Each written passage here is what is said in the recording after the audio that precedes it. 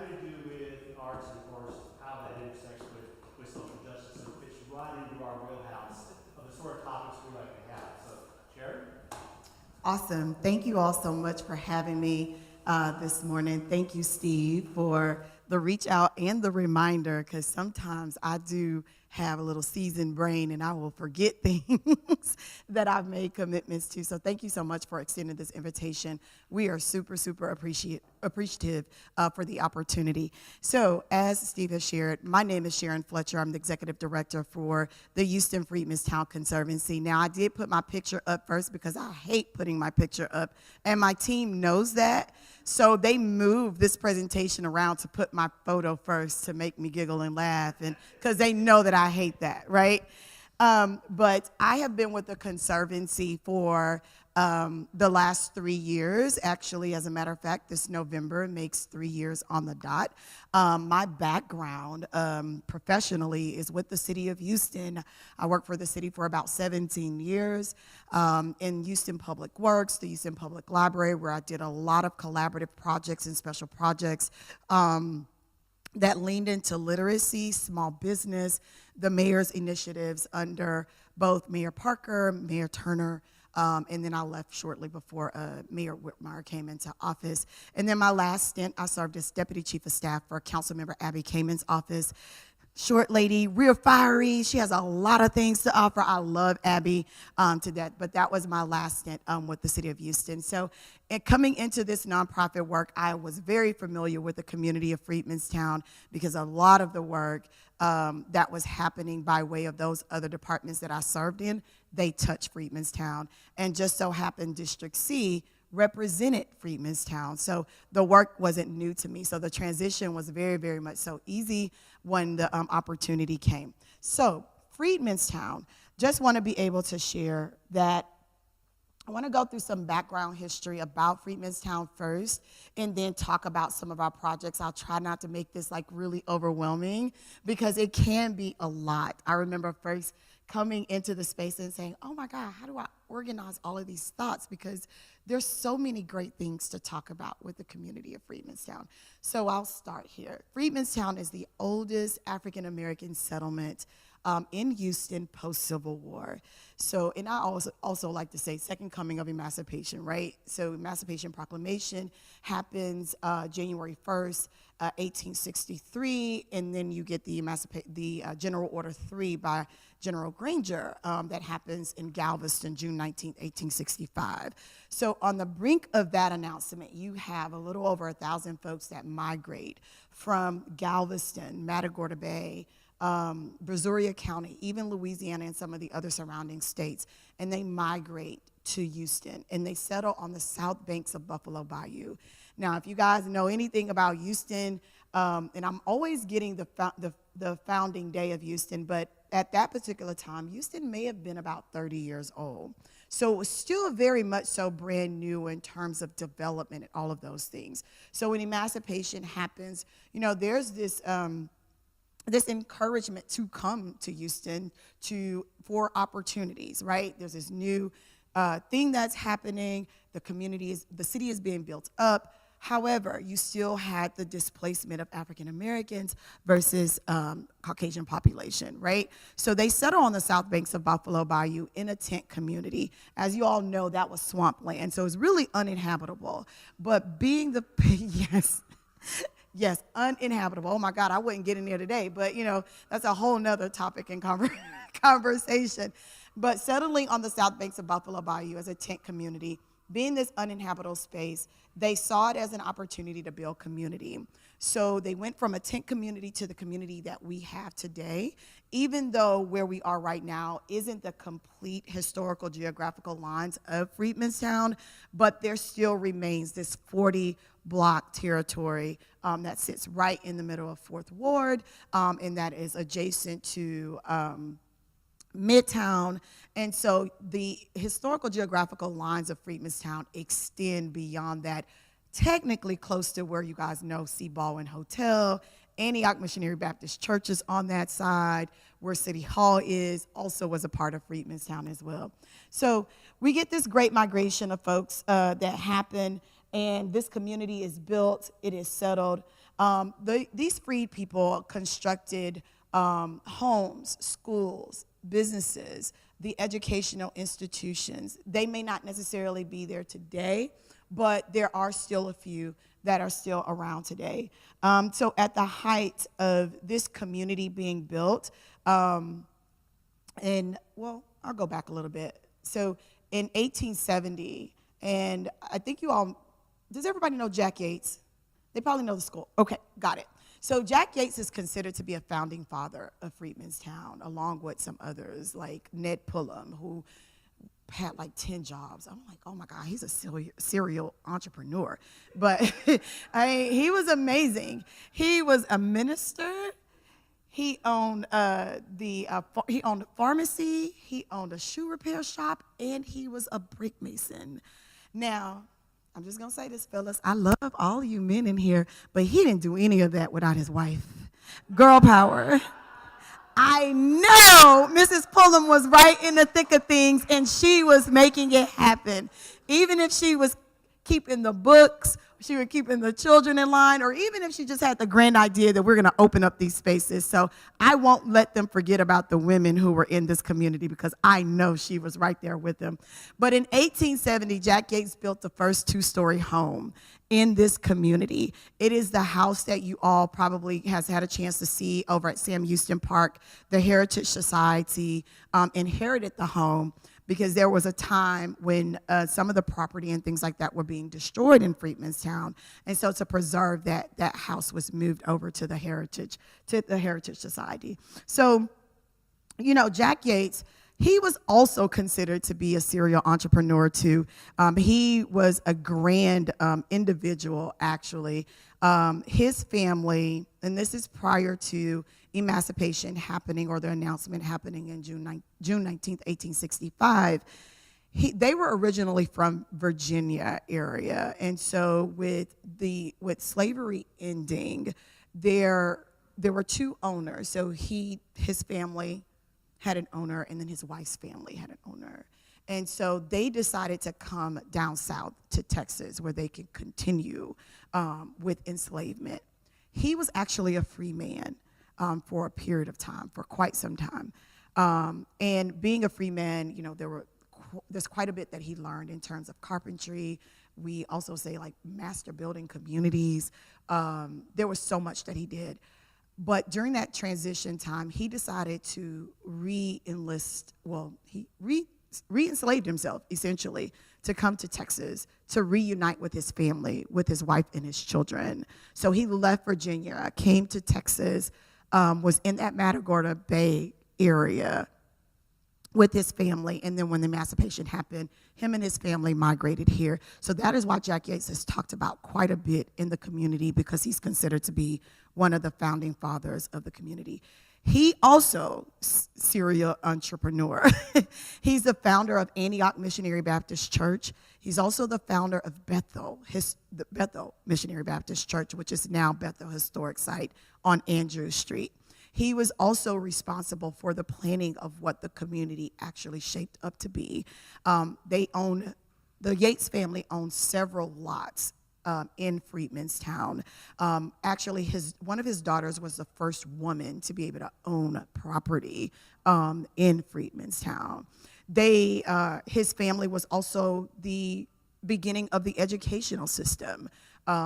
There's a lot of history with Martha and Pinky Yates, who were essentially educated once they got to Houston, and then they kind of introduced a formal educational system when you get to high school. So Booker T. Washington is the high school that was in Freedmanstown. At that particular time, it was called Colored High. It was the only school that African Americans could actually attend. And then later it became Booker T. Washington. Guess what, y'all? I'm a graduate of Booker T. Washington High School. So an amazing full circle moment. I remember celebrating 100 years of history while I was in school. And I was like, 100 years? Oh my God, this school is so old. What is happening? But then you get to this moment and you're like, oh my God, now I really know what was happening. And so, of course, the original school was in Freedmanstown, and then it was eventually moved to Independence Heights. And we all know, I don't don't know if you guys know, but Independence Heights was the first African-American municipality in the state of Texas. So it made sense that the school moved there during a time where there was a lot of kind of demolition taking place in terms of 45 freeway coming through. So when 45 freeway was built here in Houston, it cut the community in half. So that meant that a lot of the assets were lost in the community of Freedmanstown. And I'm gonna move this on because I told y'all I get lost in the sauce talking about all of these things. So during the time that, before the freeway actually came through, Freedmanstown was the largest African-American community here in the city before we actually got the 3rd wards and the 5th wards, and those became highly developed with African-American communities. I always have this running theme with folks that went to Jack Yates and Wheatley. Booker T. Washington was first, don't forget it. But before those communities were established and those schools were established, Colored High, Booker T. Washington was the sole place for education for African-American students. And a lot of the kids who graduated from Booker T. Washington High School also went on to Ivy League schools. We have, and her name, Miss Pearlie Elwa. She's still alive today. She attended the Gregory School. And her first year of school, she attended Harvard. But she hated being away from her family. She hated being away from her family. So she came home and then she transferred to Dillard University. She still had family in the Louisiana area. So she went to Dillard University. She graduated from Dillard and then decided that she wanted to go to Tulane University for her master's, where at that time, Tulane was not an integrated school. And yeah, it was not an integrated school. And so her professor had her to apply to the school. Her application was rejected. They ended up suing Tulane University in order for admissions to happen. So Miss Pearlie Elwa, who was reared and grew up in Freedmanstown on Victor Street, was the first African-American woman to integrate Tulane University. And she is still alive today. And she's feisty, y'all. She tell me what to do. She calls me all the time. She's like, oh, Sharon, you got to read this book because I want you to tell me what you think about it. And I'm like, oh, my God, Miss Pearlie, I don't know when I'm going to have time to read the book, but I'm going to try to get the book read so that we can have some conversations. But she is an amazing woman, and she now lives in New Orleans, so she continues to live in the Louisiana area. But these are the folks that were a part of Freedmanstown. And so at the height of Freedmanstown, there were over 400 Black businesses in the community. It was home to 95% of the substantial Black middle class in Freedmanstown. And there were banks and all of those things that made it a completely self-sustaining community. All righty. There is quite a bit to talk about as it relates to like different entrepreneurs and spaces that come into mind. The Pilgrims Building was the building where a lot of African Americans went for resources, but it was also the building in a place where many of the businesses headquarters were. So J. Vance Lewis, who was the first African American attorney in Freedmanstown, and I just found out too, maybe it was 3 months ago, July of this year, that J. Vance Lewis was also a physician. Yes. So we took children to visit the J. Vance Lewis house, and going on the tour, on the wall is his physician's license. And I'm like, we've only talked about him by way of being an attorney, but he was a licensed physician as well, which is absolutely amazing. And then we have folks like the Franklin Beauty School that moved from Dallas to Houston and headquartered in Pilgrims Building. Ned Pullum, who I mentioned a little bit earlier, which I know his wife was at work too there. I don't have proof, but I know she was there. The shoe repair shop and the pharmacy were both located in the Pilgrims Building. Say that again? So the Pilgrims Building would be right where Sam Houston Park is, Heritage Society. There's a marker there in the park where it used to be. Yep. So I talked a little bit about this earlier. So you have this thriving community for years, and then you get, of course, there's redlining that happens. You have the freeway that comes through, cuts the community in half, and then there are loss of assets, right? Like the Pilgrims Building, like the Booker T. Washington High School or Colored High, even Colored Carnegie Library. Many people don't realize that there was a library in Freedmanstown. Andrew Carnegie, well, let me go back. Emmett J. Scott grew up in Freedmanstown. He was a master chief kind of strategist for Booker T. Washington, which is why I believe the school got named Booker T. Washington, because he was doing a lot of milling around in Freedmanstown. Well, he and Emmett J. Scott and Booker T. Washington made a proposal to Andrew Carnegie about bringing a library into Freedmanstown. And the conditions were from Mr. Carnegie was, hey, if you all can purchase the land, I will provide the grant to build the library. And so the community of Freedmanstown raised the $1,500 plus to buy the land, and then Andrew Carnegie provided the $15,000 to create the Carnegie Library, which is also very amazing because Julia Idison, who we know, Julia Idison Building, I love that library space. Okay, I'm a little nerd because I love the library space. It's aesthetically pleasing. But she was significant in creating the systems for Colored Carnegie Library. So she helped the educators who were at Booker T. Washington High School, and they partnered together to build a system out for Colored Carnegie Library. It eventually became a part of the Houston Public Library system, just like the Gregory School ended up becoming the first African American school to be a part of the public school system as well, all from Freedmanstown. So you get all of these things that have happened over the years in terms of lost assets, displacement. Through a porch talk that we had in February of this year, we had Miss Pearlie Elwa, Miss Jacqueline Bostick. Do you guys know Miss Bostick? She is an amazing, okay, I think she's 88. But y'all don't tell her because maybe she's 87 and I don't want to give her more years than I'm supposed to. So I don't want to get in any trouble by the elders. But she and Mr. T-Bone Gentry, who all three of them went to Gregory School. They all went to Booker T. Washington High School. They graduated from there, and they all left there and went to college. Well, we had a porch talk with them, and they shared some very interesting information about the times that they had in Freedmanstown. And one of the things that Ms. Bostick shared was at some point in Freedmanstown, from the city of Houston, there was a 40-year moratorium put on them being able to renovate their homes. So, yes, and the properties that were in Freedmanstown. So when you get a lot of the dilapidated homes, the falling apart, it was because in the community transitioning to other places, it was because they were not allowed. There were barriers in place that wouldn't allow them to continue to build or renovate their homes, which is why many left the space. So with a lot of that, we've been working through what preservation looks like along with progress, right?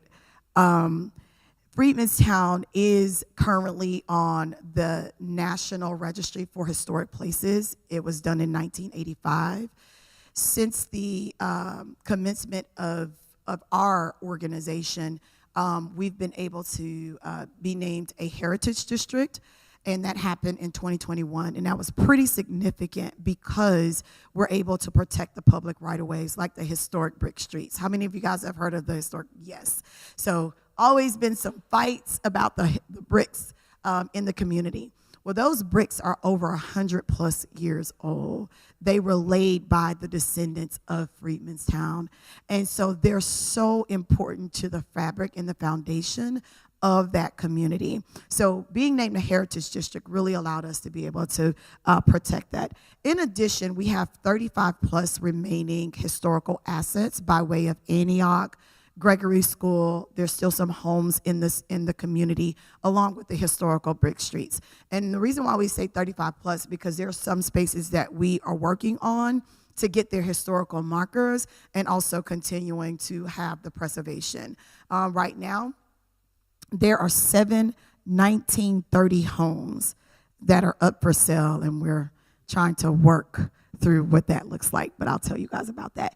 In addition to the 35 remaining historical sites, there are also 7 UNESCO sites within the community of Freedmanstown, which is amazing. So Ned Pullum's house, J. Vance Lewis House, the Gregory School, and there are others, in addition to Olivewood Cemetery as well. Alrighty, so projects and initiatives. Some of the things that we're working on, and this was one of the things that Steve was sharing a little bit earlier, our Rebirth in Action project is really, really important. This project was funded by the Mellon Foundation and NEA. And so we were granted $1.25 million to work through what it looks like to preserve these historical brick streets. So with the compilation of that work included being able to amplify the story of Freedmanstown. Many people don't know the story, and it's like, why would I care about saving historical brick streets if I don't know why I am doing this? So we partnered with the Contemporary Arts Museum Houston to amplify the story of Freedmanstown through works of artists, along with working with the city of Houston to deal with the historical brick streets and the aging infrastructure underneath, right? So if the bricks are 100 plus years old, imagine what the infrastructure underneath it is. So there are folks still living in the community. So that has lended us an opportunity where we were able to complete a full design concept report, got city buy-in, city support. They've committed to doing the below grade work, which is about $10 million, I believe, and which was necessary. And we've gotten further than anybody has gotten in terms of getting the city to cooperate. So we're excited about that. Yes, clap it up for that, because that is amazing. And then for the above grade, as it relates to the historical bricks, above grade, we are going to be working with Mellon again in order to ensure that from Genesee to Heiner on Andrews Street and on Wilson Street from Andrews to West Dallas, that those historical brick streets are fully restored. Yes. So we are looking forward to that work beginning sometime in 2027. So, of course, as you start projects, they evolve, right? So one of the other things that happened during the course of us doing this first phase work, we found out that there were historical bricks over at the City of Houston site on Evergreen. And that yes, that started the second phase of this project. So through contractor work and other things that were taking place, because the brick streets technically didn't have local municipality protection. It was only federal protection by way of the historic district designation. And so work continued to happen, and those bricks were taking up during periods of time. But we went through the process of identifying, cataloging, and cleaning, and there are 20,000 plus bricks sitting over at the Evergreen site. So where you guys see this photo of the young men who are here working, these are all of the historical bricks that belong in the streets in Freedmanstown. So as it relates to that, oh, go ahead.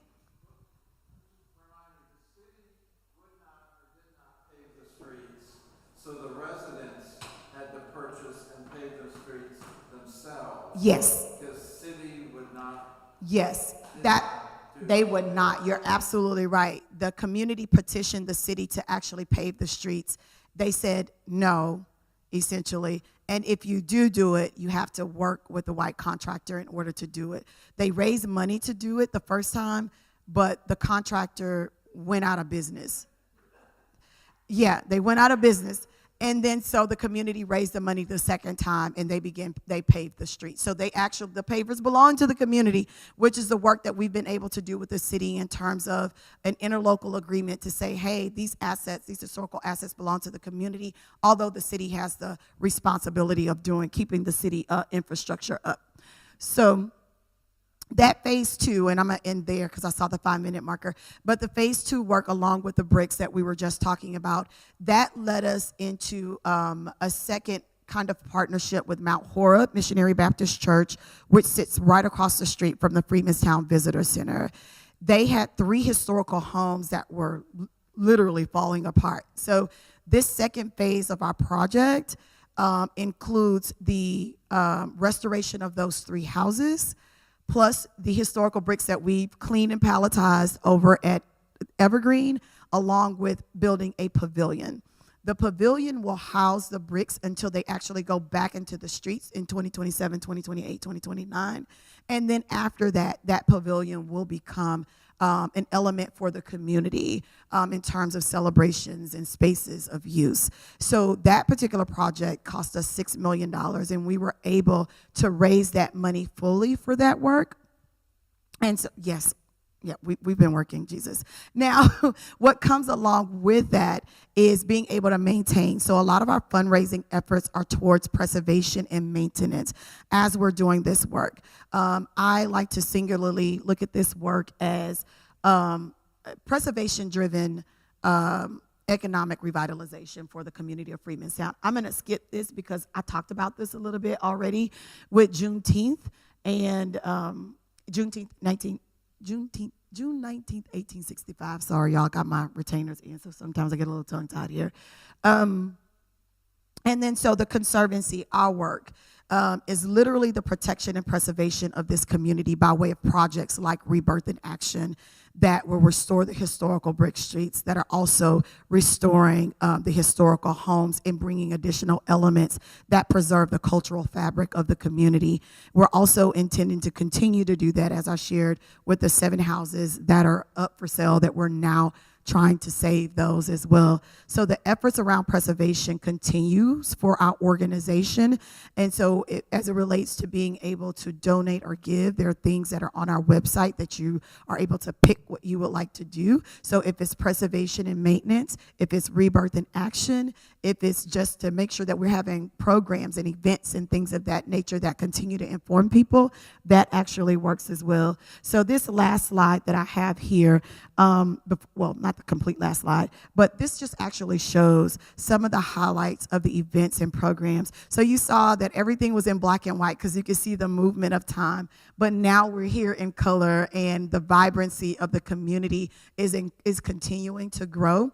We were able to partner with the Houston Public Library in the city of Houston to bring the Freedman Sound Visitor Center. So it is our hub for events and activations. It has a beautiful deck.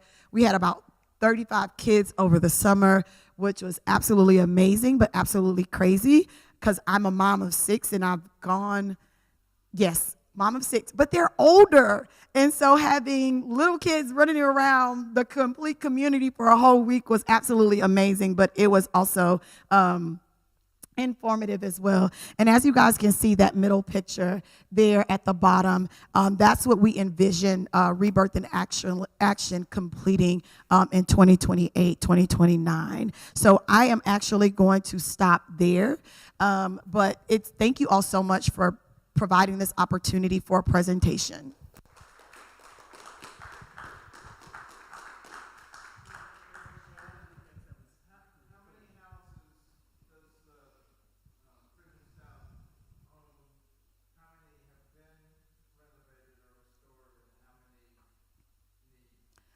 So there's a couple of different nuances in there. So the city of Houston owns many of the houses that are on Andrews Street. They've become a part of the city of Houston's housing authority, but the conditions are that they continue to preserve those houses by the Preservation 106 laws that are there. So that's part of it.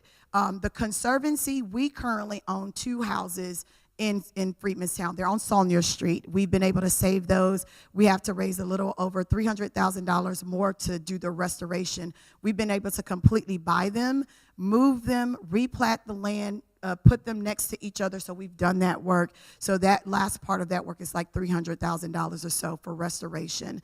Then there are homes that are still occupied and owned by individuals who lived in the community already, right? And so they have their individual ownership in that space. And then there was a developer who bought the 10 houses, which now is a 7-house lot that is up for sale, that he is now trying to individually sell the homes and get rid of the land. So we're on a full throttle press I just had a meeting on Friday with all the powers that be, and like, look, we need to make sure that the Conservancy can capture this land for preservation, but also for economic reasons too, because we know it's necessary in order for the community to continue to thrive. It's a great question.